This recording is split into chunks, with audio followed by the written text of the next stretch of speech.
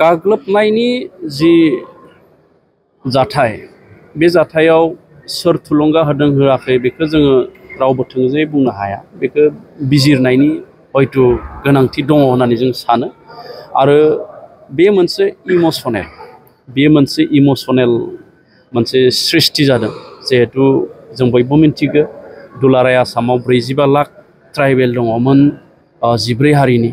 आरो बे 45 लाख ट्राइबेल थानाय एबा मोन 14 हारिनि ट्राइबेलफोरनि थाखाय मात्र 7% थिखानाय मासिफोर थायो गुबुन गुबुन जायगायाव। दा बेखौ आरो जौगाखानाय हारिया जुदि दाजाबदेरोब्ला बेयाव मोनसे सानखांनाय हयथ' फैदों। आरो आसाम गभर्नमेन्टनिफ्रायबो मन्त्रि प्रतिवेदननि सायाव आरो बोरै ट्राइबेल होगोन बिनि सायाव जिहेतु क्लियारिफिकेसन होनाय जायाखै। दा बेखायनो ट्राइबेल माहारिया गिखांदों।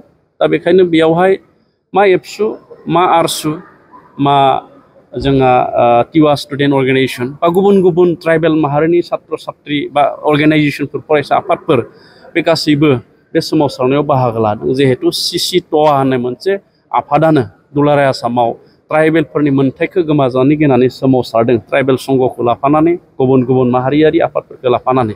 दा बेखायनो बे जाथायखौ जोङो थोंजों दाखालि 29 नभेम्बरनि जि जाथाय बिटिसि बिधान सभाखौ गाग्लोबनाय बे जाथायखौ जोङो थोंजोङै बबेबा मोनसे दोलो एबा हान्जाखौ बा आफादखौ जोङो थोंजोङै दाय होनानै बे जाथायखौ जोङो गोलावै लांबाय थानायनि गोनांथि गैया होननानै आं सानो। आरो बेवहाय जोङो तदन्त खालामोब्ला मिथिगोन जे सोर बहा थुलुंगा होनाय होयो।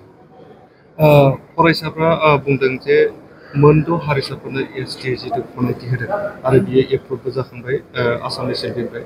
दा बेयाव राजखान्थिगिरिफ्रा मानि सिरि थादों? दा बे बिथिङाव नोंथांनि इउपिपिएल दोलोनिफ्राय माबायदि स्टेन्ड? जोंनिफ्राय आवगायावबो जों बुंदों जे बयहाबो गावनि मोन्थाय गावनि मोननांगौखौ बिनायनि राइट दङ।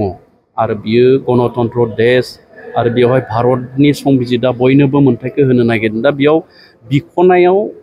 बिख'नायनि माखासे नियम निति दङ, नेमखान्थि दङ। बिनि गेजेरजों बियो दा जोंनि इउपिपिएल दोलोनिफ्राय आसामनि जौगाखानाय मोन 6 हारिनो ट्राइबेल मर्यादा होनो नागिरनायाव जोंहा स्पष्ट जों बुंबाय थादों जे थाखानाय ट्राइबेला जेबो खहा जानो मोननाय नङा। खहा जानो मोननाय नङा माने थाखानाय ट्राइबेलनि जि बाहागो बे बाहागोखौनो दानख'नानै दस्रानो जाहाथे दाहोथों बेखौ जोंनिफ्राय स्पष्ट बुंनाय जादों। आरो अबस्से मन्त्रिनि जि प्रतिवेदन आसाम एसेम्बलियाव दैखांबाय बेखौ सावरायनो थाखाय जों मोन्थिदों सिसि ट'आखौ हांख्रायदों। दा सिसि ट'आ सावरायनानै बोरै मडेलजों आसाम सरकारा एबा आसाम सरकारा भारत सरकारनो बे प्रतिवेदनखौ दैथायहरनो नागिरदों बिनि सायाव सोनारो।